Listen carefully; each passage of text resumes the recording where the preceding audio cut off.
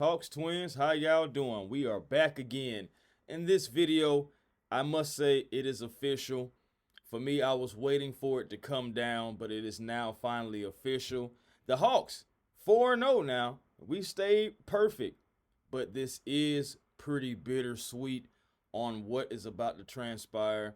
I'm going to get into it for you guys, of course, as always. Welcome back to Hawks Digest. Take off your shoes, leave on your socks, and we're going to get into this video surrounding the Atlanta Hawks and the Hawks Summer League and what's to come moving forward. Now, again, the Atlanta Hawks 4-0 stayed undefeated, but this is bittersweet, and I will explain to you guys in just a moment. Before I do that, let me get into this by welcoming you guys to Hawks Digest. Thank you to all subscribers. All subscribers. We appreciate you guys making us one of your first listens when you need that Hawks content. No matter how big or how small, we cover it all. And for those who are not subscribed to Hawks Digest just yet, go ahead and do yourself a favor and us by hitting that subscribe button, being a part of the Hawks Digest and the Digest Media family. Now let's get into this. Now, guys, since yesterday, again, the Memphis Grizzlies, Atlanta Hawks game. This game right here, it didn't have a whole lot of lead changes. I mean, about 7. You can have 7 lead changes in the first quarter. But again, we were tied 6 times. This game, ultimately, the Atlanta Hawks, except for one quarter, pretty much dominated the Memphis Grizzlies, controlled the game for the most standpoint. Like I said, the fourth quarter was really when Memphis made their comeback. But at the same time, the Atlanta Hawks was able to sustain up their lead and sustain their momentum against these Memphis Grizzlies. Points in the paint, the Atlanta Hawks doing their thing again, winning that 44-38. Also, the fast break points was on the Atlanta Hawks side as well. Well, actually tying 16 up, but I still will say that's an Atlanta Hawks favor because they didn't score more fast break points than you. So I'll give you a small win in Summer League for that. Biggest leads was for Memphis was 7. The Hawks was able to walk them down, and the Hawks was able to have a 14-point lead. Plan on returning back to that in a moment. Bench points, that was huge. Huge bench points, 43 big ones for the Atlanta Hawks and only 31 for the Memphis Grizzlies.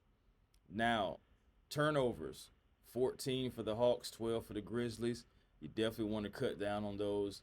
I really would love to see like the Atlanta Hawks being able to keep their turnovers down to at least no more than 10, 10 being the max. And I feel like that's going to be a recipe to really take teams down. But of course, what I'm saying, it's going to be different games, different times, different players. Everybody is getting paid or everybody is looking for opportunities. And with that being said, you're going to have guys going out there playing hard. It happens. Also, the points off turnovers. Memphis were able to score 15 points off their turnovers caused by the Atlanta Hawks, and the Hawks were able to do 10 of their own points off of turnovers. So, again, now why is this so bittersweet? Well, first off, Jacob Toppen, he was missing out of this game. Jacob Toppen, he had a hip injury. I feel like it's still minor. They ruled him out against Summer League basketball on Thursday. Not sure if he's going to play on Sunday because the Hawks do have one game. We'll get into that shortly as well. But I feel like it's precautionary because of his hip. They want to, this guy right here, of course, I've already made a video about him, solely about him and his upside and the fact that he possibly could be better than his brother Obi that plays for the Pacers. So with that being said, you have him on the two-way. You want him to continue to grow as he has been before he went out, one of the most consistent players on both ends of the floor to me. So Jacob Toppin, he did miss this game, but precautionary, and I feel like that was a smart move by the Atlanta Hawks. The Hawks, they still had well enough firepower, even without Jacob Toppin, to still handle the Memphis Grizzlies. So we're going to see exactly what's going to happen again, like I said, come Sunday. Now, again, the reason why it's so bittersweet is because of this right here, guys. And I'm going to put you on the big screen because I fool with y'all like that. So here we go. This is the main reason why the Atlanta Hawks are not, I repeat, are not going to be in the semifinals game. You see the Raptors, you see the Thunder, you see the Hornets, you see the Kings.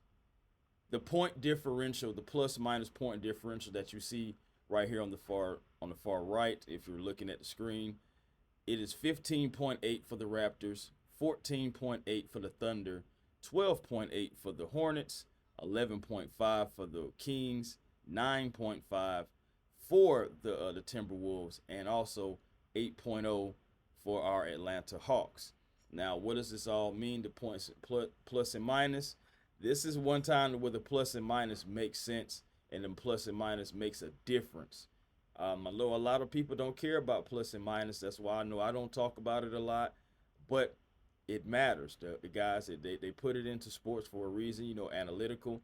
So it matters, and this is the reason why the Atlanta Hawks will not be a semifinals team, because all these teams are undefeated, and the point differential of how you beating teams, that's also a factor, and it matters. Now, I say that, and I'm going to go back to this game right here in particular, to where the Hawks had the Memphis Grizzlies down by 14 points. If the Hawks were able to sustain that lead for the remainder of the game and not let them get walked back down, because Memphis in the fourth quarter walked the Hawks back down, because we had them up by 12. They had went on like a 10-0 run. Then I know they had, at one point, they had outscored the Hawks by 13 points, but the Hawks were able to walk them back down.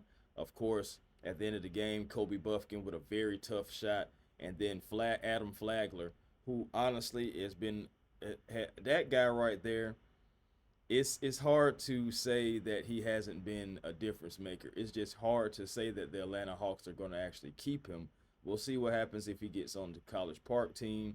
A former player that came from Baylor, so former national championship on that Baylor national championship team.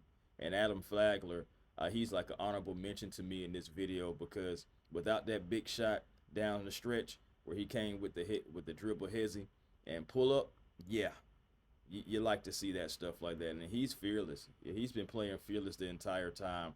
I know, again, we're not talking necessarily about him, but I feel like he should be mentioned. And I appreciate, in the way that he's been playing the game the right way, not trying to do too much, playing within himself and within the game. So shout out to him. But again, if the Hawks were able to keep that 14-point lead against the Memphis Grizzlies, I do believe that they would have been able to maybe move up a few more spots, and possibly, just possibly, be able to overtake the Kings, if nothing else. But that is why this is so bittersweet. The Atlanta Hawks being undefeated, being one of the hottest teams out here in Summer League. But unfortunately, like the old saying says, you think you're bad, there's always someone better. And right now, we have, as you see, there are other teams that have better point differentials that will be making it to the semifinals. So the semifinals games are going to be Raptors, Thunder, Hornets, Kings, and Constellation will be the Timberwolves. Timberwolves will have a constellation game. The Hawks will have a constellation game. The Hawks will be playing the Boston Celtics in their constellation game, because when everything matches up, also the Hawks and Boston Celtics, even though Boston has one loss, even though just like the Detroit Pistons, who are also up there as well, the Hawks and the Celtics have the same point differential at 8.0. So these two teams will be doing battle on Sunday against one another, and we're going to see if those Hawks can remain unbeaten. We'll go to 5-0 and possibly just, build off of that momentum, because they have a lot of guys that they can build off of with this. And I'm going to get into some of those guys in individual performances right now, to be honest. Now, let's go back. Let's go back to our guy here, man. Asa Newell. Now, some people may say, hey, man, you're giving him a nickname and he hasn't even done anything yet. At the end of the day, I see opportunity to give a guy that is really academic. He's going to play. He's going to get minutes. So why not give him a nickname At the end of the day, I'm going to do my thing, and y'all just continue to do y'all's for those who may have a problem. But anyway, 24 minutes for him, 6 of 12, 50% from the field. You love to see it. 33% from three because he was 2 of 6, so he was still able to knock down a couple shots. I feel like that's going to be a continuous thing that they're going to work on, trying to get him on his three-point shooting. Of course, we got Kyle Korver. We have one of the most underrated staffs in the NBA in College Park. So I see Asa Newell continuing to grow. I believe he's going to continue to get in the weight room. I believe his last 2 games, especially this one, he's trying to get a little bit more physical. So I love to see that too. Yeah, get used to it, Asa. Get used to it. So 14 points for Asa Newell, 8 rebounds. And in this summer league, just talking about just Asa, he has averaged 13.5 points, 8.3 rebounds. So almost a double-double in summer league. He still has an opportunity to add to that, of course, on Sunday versus those Celtics. So we'll see what happens with that. I enjoy what this kid's bringing. I enjoy his energy. Of course, he has some things to work on. We're not going to talk about anything negative. We just know that we love what we saw. It's just a stepping stone. He can continue to grow. So I love seeing what ASAP could have done, what ASAP did against these Memphis Grizzlies. And again, just being a consistent player himself. Just grow. Just continue to grow, family. That's all you have to do. Kobe Buffkin, who's averaging 19.5 points in Summer League. Just got to go ahead and bring him up because, of course, Kobe was the question mark. And we were looking at Kobe, okay, what you going to do, what you going to do. He has ups and downs. Of course he has. We've seen it. Even in this Memphis game, there was a couple of times I'm like, Kobe, come on, what you doing? What you doing? But overall, he was able to be a cog in helping the Hawks maintain this lead versus the Memphis Grizzlies at the end. So 5 of 14 for Kobe Buffkin, that's 35%. Only 1 of 5 from 3. And I remember when he knocked down his 3, I was like, okay. But 20%. 3 of 3 from the foul line, so he didn't draw a lot of fouls, but he was able to knock down all his free throws. You want to see that. Love to see that. Also, going back to Asa Newell, I want to clear up my mistake real quick because he was 2 of 6 from the foul line. He missed both of his threes. But Kobe Buffkin also, another 14-point game for him, so another double-digit game. Again, like I said, averaging 19.5 in this 19.5 points per game in this summer league. Turnovers, he cut those down to 2, so that's not bad at all. Assists only have 2. Rebounds, 6. I will take that because he did only have 2 assists. I would have liked him to have more. There's a few times where Kobe was looking for somebody and he just couldn't find him. And I know toward the end of the game he had that one mistake to where he was looking to pass it and the defense did well and he had to keep it, and stuff like that. But I will take the 6 rebounds because I love guards that rebound. So if we can get like 6 or more from Kobe Buffkin, I'm cool with that. Again, I wanted to shout out to Flagler because he had 10 points. He was 2 of 6 from 3, 4 of 11, 36%. But Flagler, at the end of the game, him and Kobe Buffkin, those guys were able to seal the game at the end. So shout out to those gentlemen as well. Let's see what it brings on Sunday for those 2 gentlemen, especially Kobe Buffkin. And how about this guy, the man of the hour? Hey, have a day, Jack McVey. And really, he's had back-to-back days. Having back-to-back 20-point games, 21 in his last game, 20 in this one.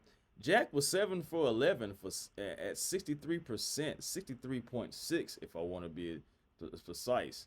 He was 3 of 7 from 3. That's 42%. You take that, knock down all his free throws. Only gave you 1 rebound, and he had 2 fouls. That's really it. But at the end of the day, those 20 points was crisp, and we needed every point, especially the way that the game ended. So shout out to Jack McVey, back-to-back games. Started off a little slow, kind of like trying to find his way, former Houston Rocket.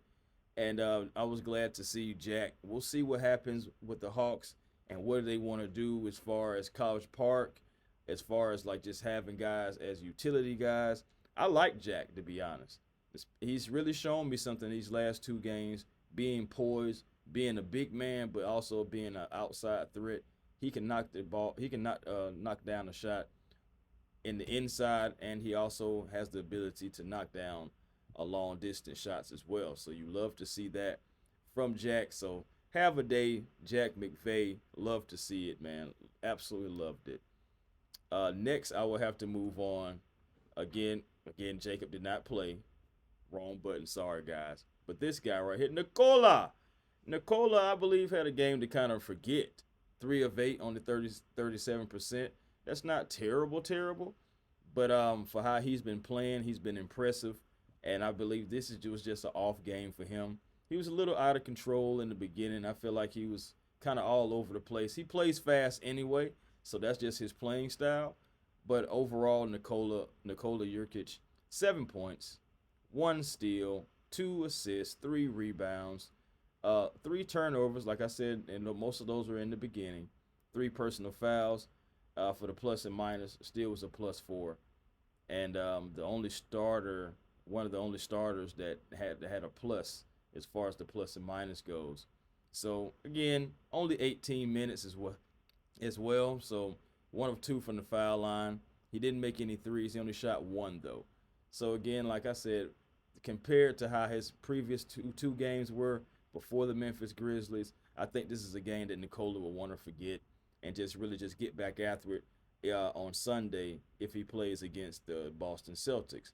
We'll see exactly who's going to be in that and who's not. But ultimately, I think as the Atlanta Hawks fan, I believe, guys, that this team is hot. This team has guys that you possibly can use for depth.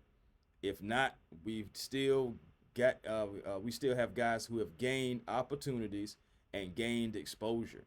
So even if they don't play for the Atlanta Hawks, hopefully they'll still find a home somewhere else. Like I said, Adam Flagler, that's one of the guys. Kobe Johnson, who also had a 12-point game, and he was 4 of 6 with 66% from the field. You would like to see if the Hawks would like to extend him or try to find a spot for him in College Park or somewhere on the roster. Again, Jack McVey, I like him. So I wouldn't mind seeing Jack McVey somewhere within the Atlanta Hawks organization, especially if he can still knock down those shots, find his way. I really like this team, this Summer League team, guys. They really bonded together, clicked together, played together. You've seen it. You've seen motion. You've seen screens. You've seen backside help, weak side help. You've seen their continuity, them playing together, rotation, talking, boxing out. I've seen everything with this Summer League team, and I want to see that same energy when the regular season starts, because that's what we need. We need that. We need guys who are going to put the team first. We need guys that's going to play as a team and just go out here and win, because that's what it's time to do. But again, guys, the Atlanta Hawks, 4-0, still undefeated. 4, still have a constellation game on Sunday. Unfortunately, it would not be for the semifinals. It would not be for a chance to get a Summer League championship because of those differentials.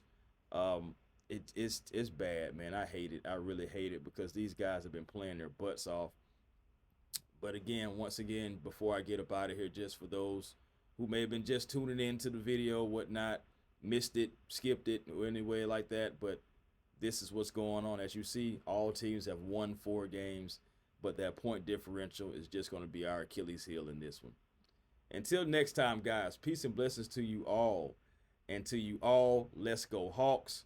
Let's see what we have moving forward, and we're going to continue to support this team right here at Hawks Digest.